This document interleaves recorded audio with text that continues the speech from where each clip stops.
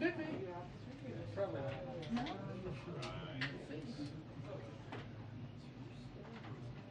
the case.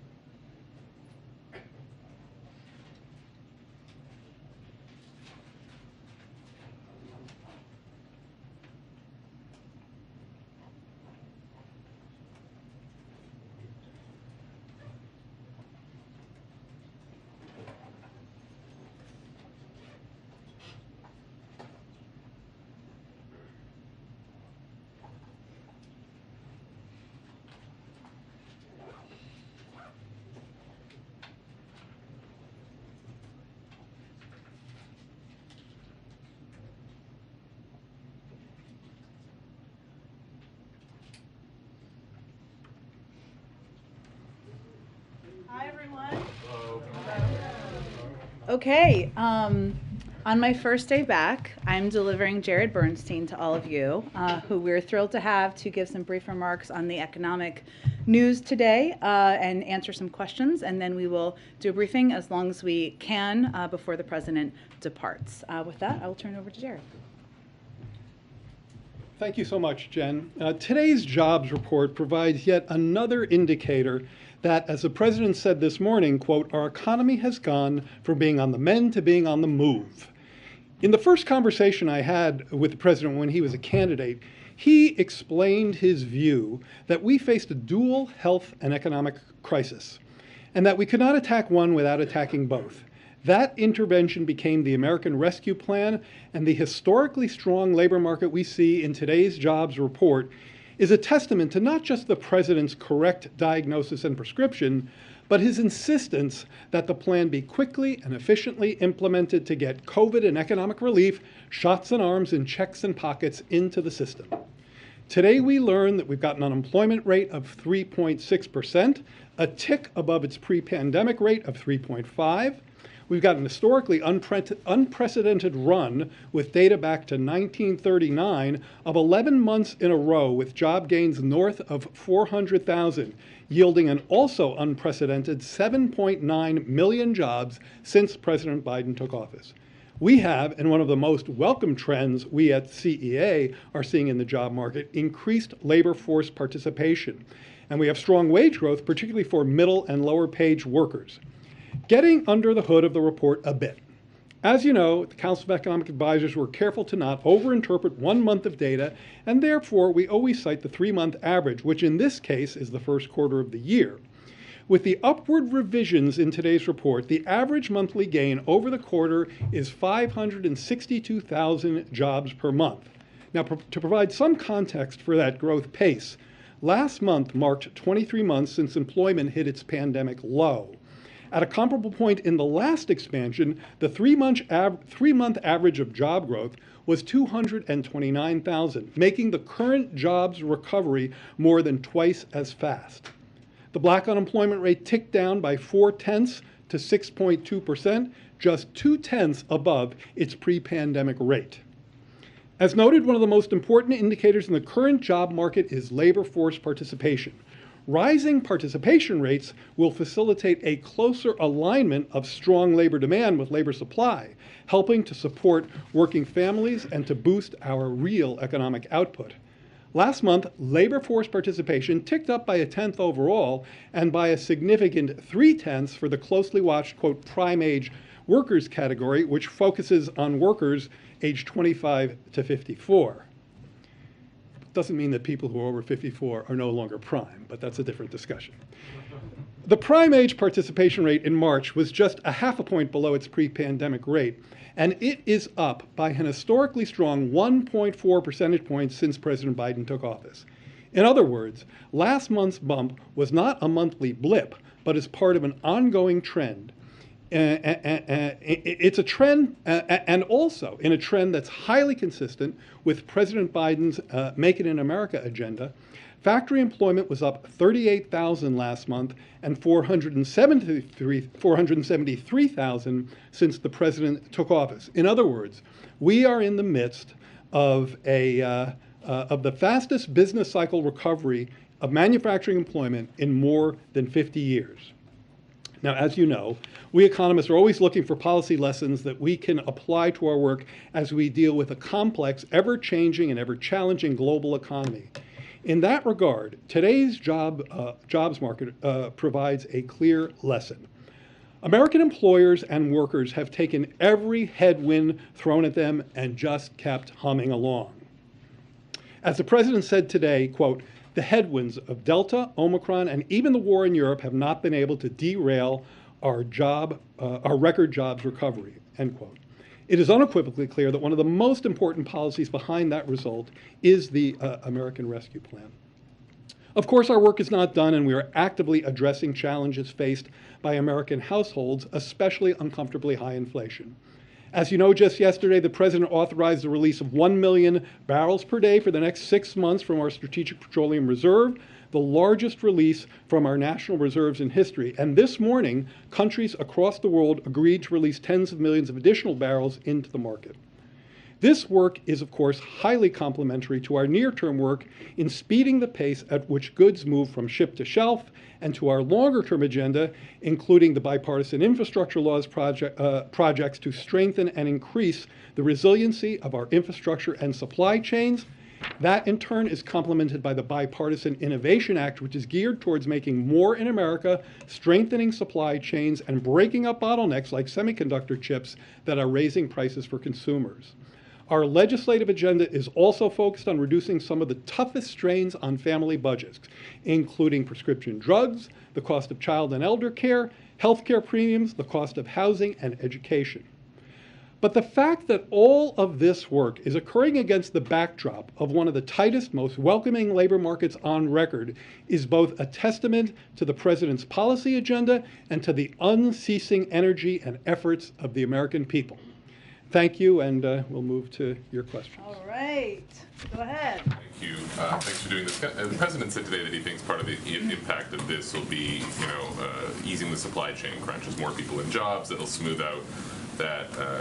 I wondered your view on that, and in particular, we're seeing new COVID lockdowns in China. That has in the past sort of fueled supply chain crises down the line. What is your view on that right now? Let me start with the first part of your question, and I'm glad you asked it because it's one of the more important kind of under the hood indicators in today's jobs report that should really get the attention of anyone who's following the very issues you've raised. One of the things that needs to happen in this labor market is to the very strong labor demand that in my comments, as you heard, I associated with some of the very important benefits of the rescue plan. Very strong labor demand needs to better align with labor supply. The way that happens is through increased labor force participation rates. Now, as I mentioned, in March, that ticked up by 0.1%. But I also cited what we call the prime age rate, which is for workers 25 to 54. Labor economists like to look at that prime age rate because it takes out teenagers and retirees and looks at folks who are most connected typically to the job market. That ticked up 0.3% in March. But more importantly, and again, we have long stressed that especially when you're looking at these monthly numbers, you've got to look to the trend.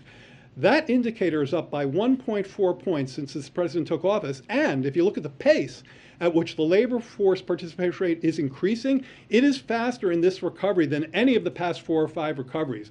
So that kind of development better aligns the very strong labor demand with labor supply in ways that will ease some of the price pressures, as the president referenced today.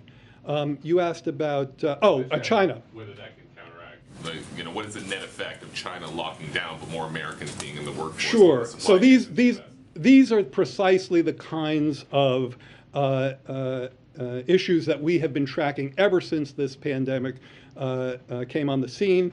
We know that we are still in an economy where the pandemic, and a global economy where the pandemic is playing a role. But as I stressed in my comments today, and the president said the same thing, I guess I'm saying the same thing he said to be more accurate, if you look at the headwinds of Delta, Omicron, and even war in Europe have not been able to derail our record jobs recovery.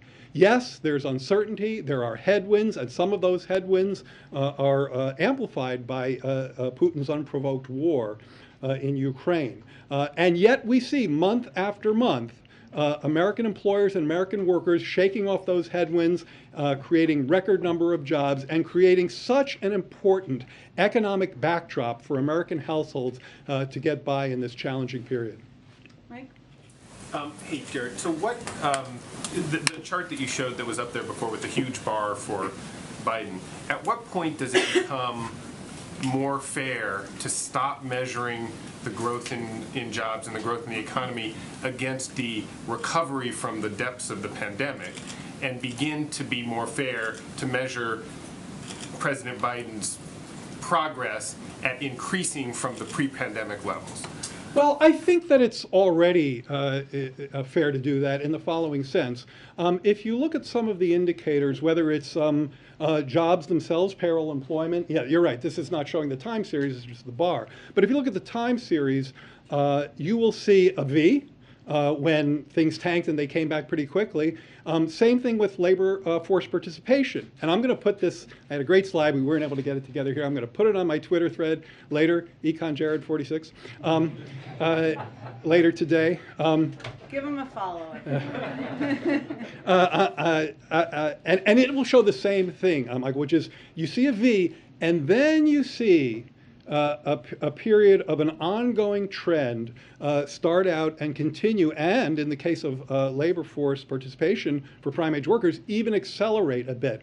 And I think that we're 23 months into a recovery now. I think it is completely legitimate to cite these numbers in terms of an ongoing trend, very much fueled by a virtuous cycle of strong consumers creating demand for goods and services, which in turn leads to strong labor demand month after month, driving the kind of numbers we saw today. One quick follow-up. I mean, we're still not back to pre-pandemic employment levels, correct? And yes. Most of the indications, most of the measurements that Americans might want you to say, to measure President Biden against is not like, okay, well, we dug ourselves out of the hole, but how much further are we getting above where we would have been had the pandemic not started? Yeah. And when do you guys start having to measure against that and measure against, like, okay, we're now 500,000, 1 million jobs above where we were before the terrible pandemic? So there are a variety of ways to look at that.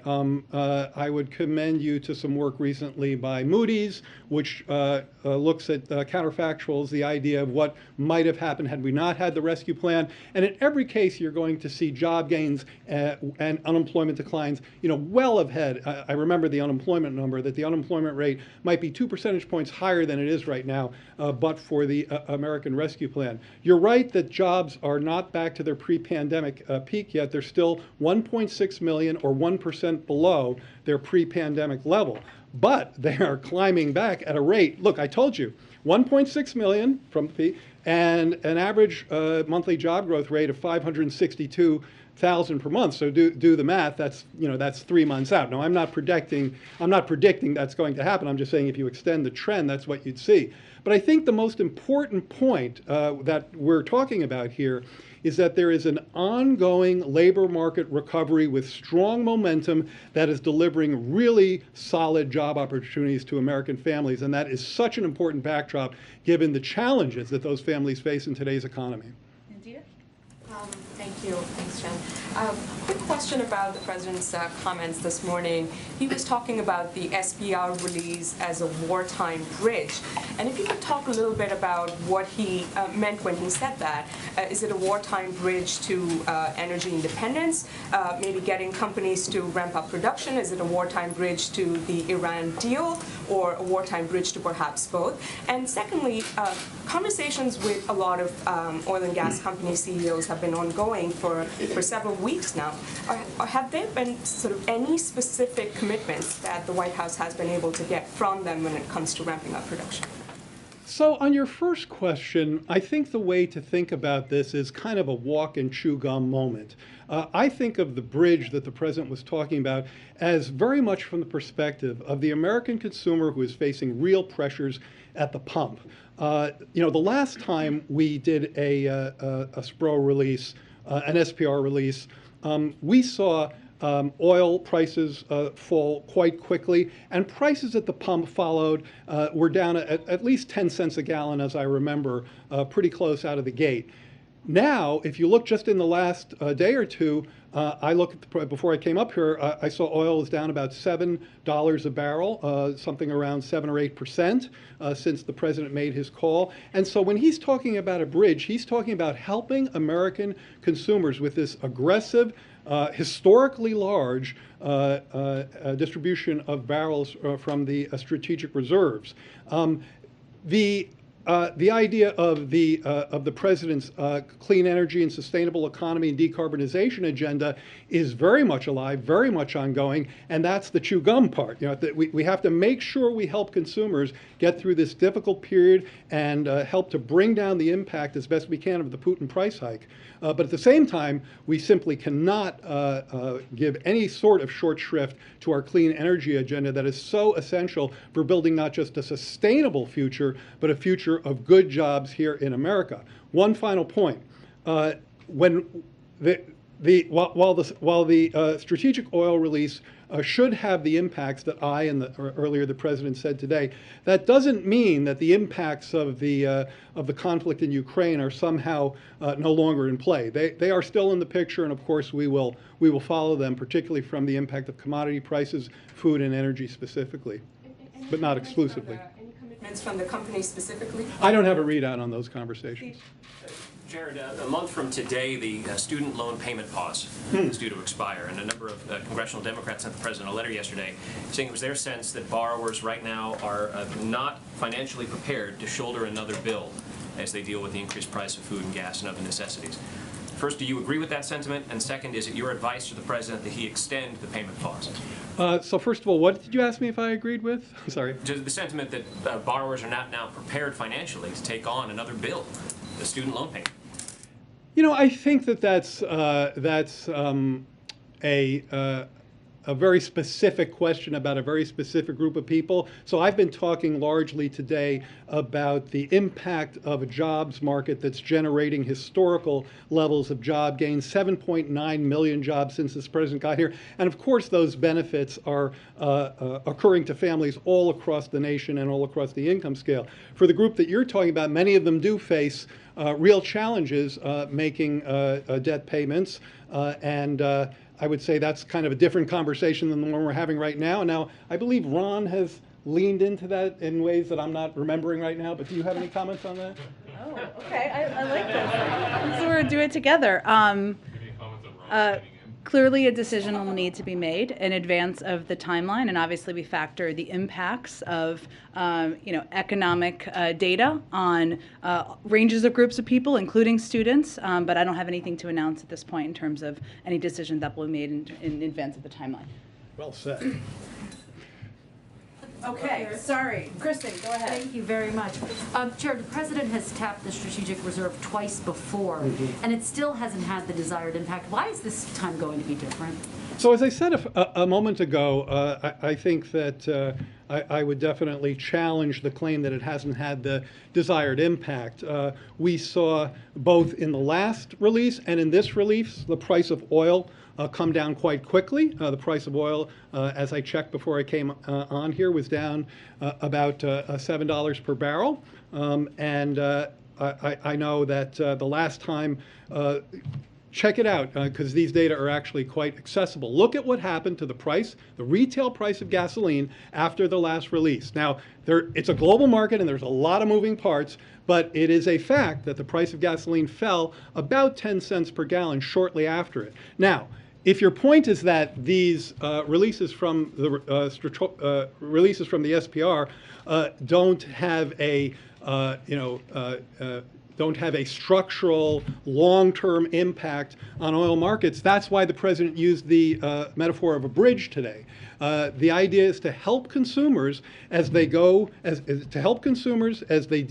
with elevated inflationary pressures more broadly, and specifically with some of the impacts of the Putin price hike on energy costs, and that's what the release is targeted towards. Just one more very quickly. Yesterday, Kate was briefing, and she said that all options are on the table as it relates to next potential steps that the president may or may not support.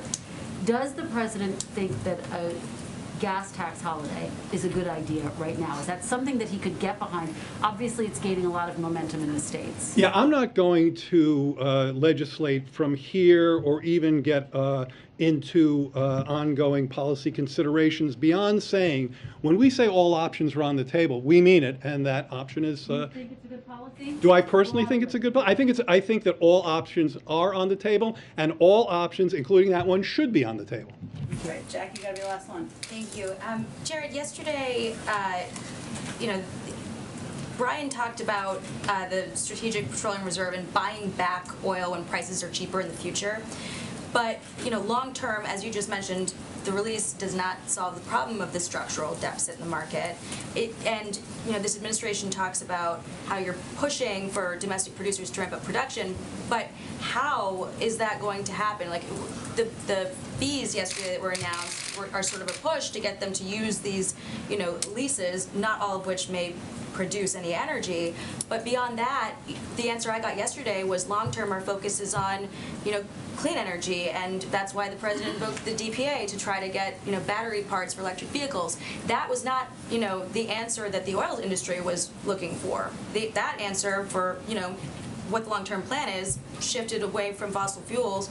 So how are they going to ramp up production, and why can you say that prices are going to be cheaper in the future where it doesn't seem like there are any friendlier energy policies? Well, first of all, let me just be very clear and specific. When my comment on the retail cost of gas at the pump relating to the SPR release is very much an empirical pattern that we've seen time and again, where an SPR release occurs, the price of oil comes down, we see that at the pump, and as I suggested, that's a time-limited function. The president called it a bridge. You're sort of saying a bridge to what? Right. And I understand that. Well, look, if you believe, as I do, that this is still a global market, that energy is still a global market and still a competitive market, what you expect to see is at a particular price point where oil is actually probably above that price point, and certainly has been even higher in recent weeks. Historically, that has led to greater energy production. And one of the things you hear the president saying in so many words is that we'd like to see that kind of production, that kind of response from the impact of market forces on these decisions of these energy companies. Now, if you don't see that market response, I think you have to ask yourself why, and that involves the kinds of commentary you've heard the president make about industry concentration, about the need for competitiveness, the importance of having an adequate level of competition within our key industries, whether it's energy or meatpacking, because absent, in the presence of excessive concentration and absent adequate competition, price levels can be higher than they otherwise would. So I very much support the president's rhetoric and the way in which he's leaned into that problem. But historically, we expect price signals in the energy market to have the effect that they've had, and we will continue to nudge the companies to move in that direction. But when lenders hear, what's your long-term solution? When lenders, you say? Lenders. When we're talking about a long-term solution, and then the administration's talking about clean energy, it's not sending the signal to lenders that this is a safe place for investment, that this administration is saying plainly we want to increase domestic production. That's the sort of language they're looking for. So I don't really agree with that framing in the following sense. I think by lenders, I'm thinking of investors, investors in the energy sector. If you look at the profitability if you even look at some of the buybacks and the share prices, investors in that sector have been doing quite well. And that tells you right there that there is a price point wherein it is very possible for an energy producer to be highly successful and to make a lot of money in today's economy. And in fact, what we'd like to, I think one of the messages the president has been trying to convey to them, that is on behalf of the American consumers, we're asking you to respond to those price signals so that people can have an easier time of getting through this tough period. Now, at the same time, we have a medium and a long-term agenda that is absolutely existentially important to us to move towards a sustainable economy. And we do that in a way that creates great opportunities for both firms, employers, and for workers. So again, this is not an either or, it is a both and. And I see very much an economic structure in energy markets where they can both engage in robust production today and plan for a much cleaner energy future. Thank you, Jared, for joining us. You're always welcome. Thank you very much, Tim. Okay, we will keep you honest and as long as you can stay before you need to gather, and we'll keep you updated. They're going to track it closely from here. I just have a couple of quick updates for you from the top. One is in the State of the Union, the president called on out the ocean shipping carriers who raised their prices by as much as 1,000% during the pandemic. These costs pass through to American businesses and families and contribute to inflation. And just a month after the president spoke about this at the State of the Union, the Senate yesterday passed overwhelmingly bipartisan legislation to reform the ocean shipping industry and lower costs for American farmers, businesses, and consumers. And additionally, this week, the Department of Justice announced that it successfully stopped a merger between two companies that make the cranes that move shipping containers on and off of ships at our nation's ports. The merger would have harmed American consumers by reducing competition in the supply chain and would have put our global supply chain at risk. And so these steps obviously are positive steps forward. I also wanted to note that today the Department of Homeland Health and Human Services and the Centers for Medicare and Medicaid Services made important announcements in response to the Vice President's call to action to improve health outcomes. Beginning today, as many as 720,000 pregnant and postpartum people across the United States could be guaranteed Medicaid and children's health insurance program coverage for a full 12 months after pregnancy, thanks to the American Rescue Plan. Finally, for the week ahead to next week, I had one more thing after this. On Monday, the president will deliver remarks on progress made on his administration's trucking action plan to strengthen our nation's supply chains. On Tuesday, he will deliver remarks celebrating the success of the Affordable Care Act and Medicaid and extending affordable health insurance to millions of Americans.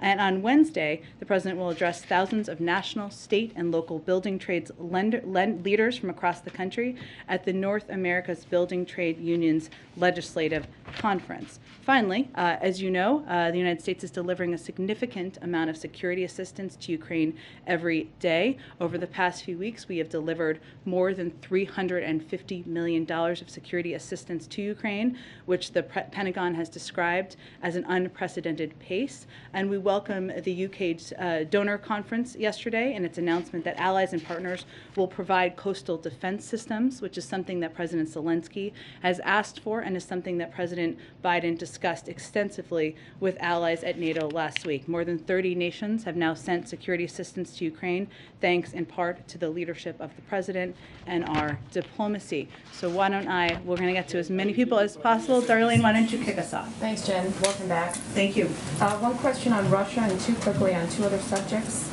Russia says that an apparent attack by Ukraine on one of its fuel depots is making it harder for Russia to stay engaged in the talks to end the war. And I was wondering what the White House thinks of this suggestion from Russia that Ukraine's actions are the ones that are potentially standing in the way of peace over there. Well, we have seen those reports. We're not in a position to comment on the Kremlin's statements. I would note Ukraine has not made any statements or confirmation of these reports. I would also note that this is a war that President Putin started, a brutal war with Russia's forces continuing to bombard cities across Ukraine and commit terrible acts of violence. We've seen the people of Ukraine fight valiantly in the face of unprovoked Russian brutality, but there is one aggressor here, and that is President Putin and the Russian military at his direction. Second, on Title 42, the announcement that it's going to be lifted on May 23rd. Can you talk a little bit about why the restrictions aren't lifted sooner than May 23rd, perhaps even immediately? People who want to come to the country to seek asylum will now have to wait 7 weeks to do so when the CDC says that restriction is no longer necessary. Absolutely. Well, it has always been the case and continues to be the case that this is a health directive determined by the CDC. So let me start there. But I would also say that implementation of their decision requires an interagency process, specifically leadership of the Department of Homeland Security. I would note the statement that was put out by Secretary Mayorkas, and it requires the implementation of appropriate COVID-19 mitigation protocols, also scaling up capacity and scaling up resources needed. And so it was always going to be important to have an implementation period, and the timeline reflects that. And the last question is there any comment on the vote in Staten Island by Amazon workers to unionize? Sure. Becoming the first in Amazon to do that? Well, the president was glad to see workers ensure their voices are heard with respect to important workplace decisions. He believes firmly that every worker in every state must have a free and fair choice to join a union and the right to bargain collectively with their employer. The Amazon workers in Staten Island made their choice to organize a grassroots union and bargain for better jobs and a better life. Go ahead, MJ. Just in light of the fuel depot fire in Russia, what is the U.S.'s general position on potential future attacks by Ukraine on Russian soil? Does the U.S. believe that it is up to the Ukrainians to decide whether such potential attacks are justified, or does it generally believe that those kinds of attacks should be discouraged because they would be seen as being escalatory? Sure. Well, given we have not confirmed or commented specifically on the reports from here, and neither has Ukraine, I'm not going to get into a future hypothetical. What I would just reiterate again is that this is a war of aggression by the Russian leadership, by President Putin, that has left millions of people displaced, homeless, has targeted civilians, hospitals, and other innocent people across Ukraine. We know who the aggressor is. That is President Putin and Russia. And beyond that, I don't have any comment on military tactics. The president said yesterday that Vladimir Putin appears to be self-isolating, that he appears to have maybe fired or put under house arrest certain advisors. Does the U.S. have a clear sense of which advisors are currently advising Putin and who has his ear? Well, the president was speaking yesterday to public reporting, so we don't have more details to speak to at this point in time.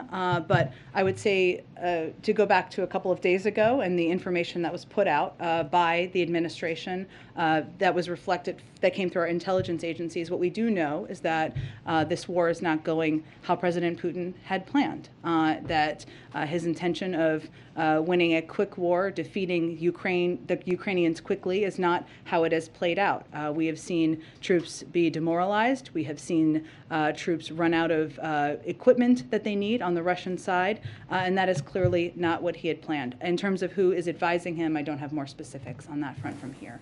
And just one more on a separate topic. You're obviously not the only person in the administration recently to test positive for COVID. Can you give us a sense of whether there have been discussions lately at the White House about what would happen if President Biden were to test positive for COVID? Help us understand what working from home, quarantining, running the country would look like if the president were to get COVID. Well, I would first say that this wasn't exactly your question, but let me reiterate this point, is that we take steps over and beyond CDC recommendations and guidelines here. I would note that while I tested positive about 12 days ago, if my math is correct, I waited to return to the office until I had a negative test. And that is our protocol here, or the protocol I was held to. Also, we take steps in advance of meeting the president. Anyone who's meeting the president is going to have a test that day. And we also take social distancing steps in meetings when warranted. In terms of, look, we recognize that COVID-19 remains a transmissible disease, especially recent variants. And while I'm not going to get into a future hypothetical of any of our additional principles, since the second gentleman had testing positive, I would note that the President of the United States can work from anywhere, can run the country from anywhere, and we have the capacity to not only prepare for that, but to support anything that is needed.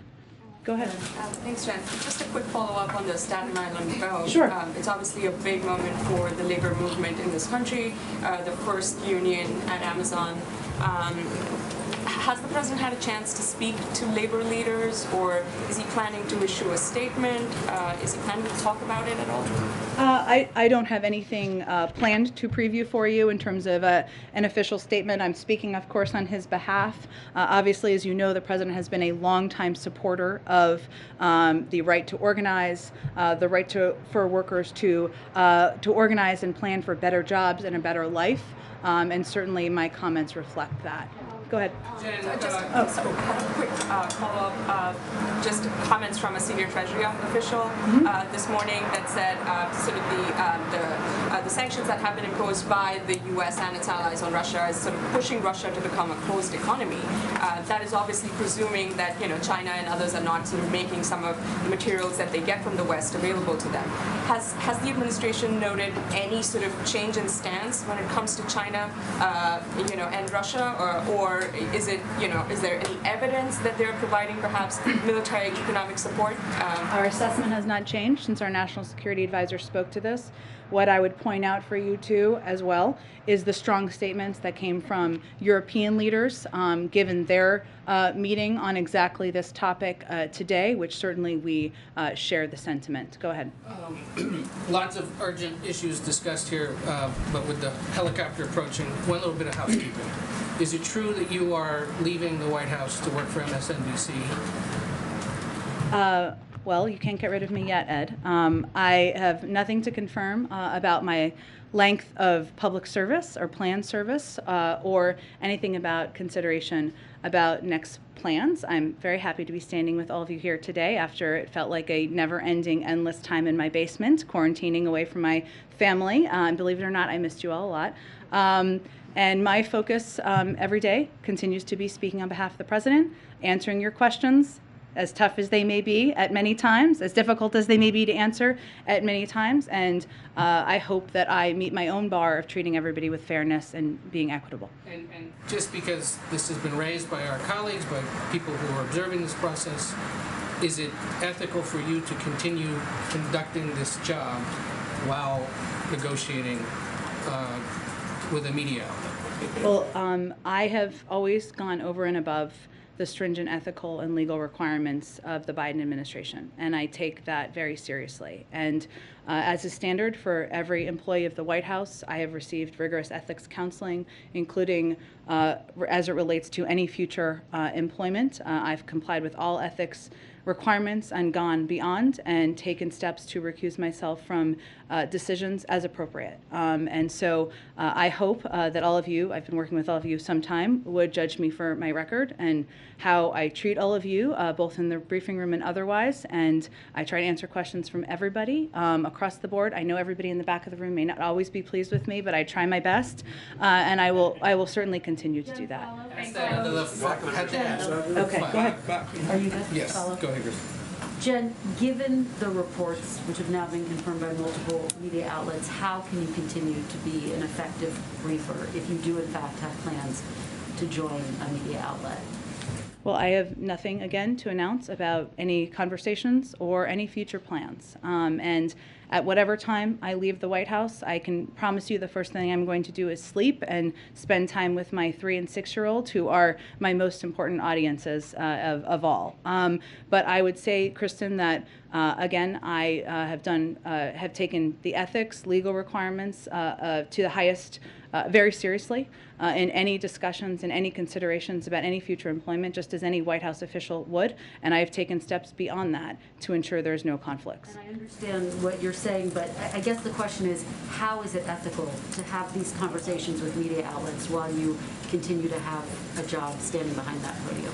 Well, there are a range of stringent ethical and legal requirements that are imposed on everybody in this administration and many administrations past about any conversations you're having with future employers. That is true of any industry you're working in, and I have abided by those and tried to take steps to go beyond that as well. And broadly speaking, is it the policy of this White House to allow staffers to have discussions, even if indirectly, with institutions that impact and affect their jobs and your job here?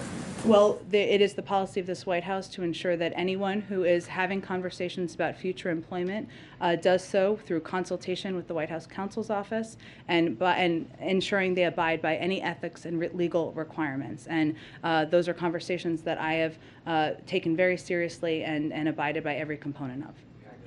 Okay, so when we go to Serena, we can go, and then we can wrap. Thank you, Jen. Can you said you missed reports us. that the U.S. Okay. I know, it may be that people who may have to see the president depart, and I don't want to hold anyone back, but I also am happy to answer your question and a couple of others if people want to stay, but if people need to, are they gathering right now? Sorry to interrupt your train of thought here. Okay. Go ahead. Can you confirm reports that the U.S. has been providing Ukraine with protective equipment such as gas masks, hazmat suits, and other materials against a possible chemical weapons attack from Russia?